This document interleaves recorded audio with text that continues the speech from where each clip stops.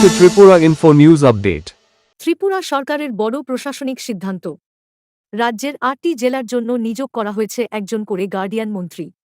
১৭ জুলাই জারি হওয়া সরকারি বিজ্ঞপ্তি অনুযায়ী জেলার উন্নয়নমূলক কাজের তদারকি, বিভিন্ন সরকারি প্রকল্পের বাস্তবায়ন পর্যবেক্ষণ এবং জেলা প্রশাসনের সঙ্গে সমন্বয় রক্ষার দায়িত্ব পালন করবেন এই গার্ডিয়ান মন্ত্রীরা।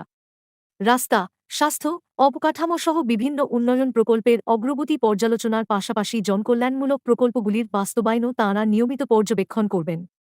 নতুন দায়িত্ব অনুযায়ী উত্তর ত্রিপুরায় শ্রীমতী সন্তানা চাকমা, উনকোটিতে শ্রী সুশান্ত চৌধুরী, ধলাইয়ে শ্রী বিকাশ দেব বর্মা, খোয়াইয়ে শ্রী রতন লাল নাথ, পশ্চিম ত্রিপুরায় শ্রী প্রণজিৎ সিংহ রায়, সিপাহিজলায় শ্রী কিশোর বর্মন, গোমতীতে শ্রী অনিমেষ দেব বর্মা এবং দক্ষিণ ত্রিপুরায় শ্রী বৃষকেতু দেব বর্মাকে গার্ডিয়ান মন্ত্রী হিসেবে দায়িত্ব দেওয়া হয়েছে।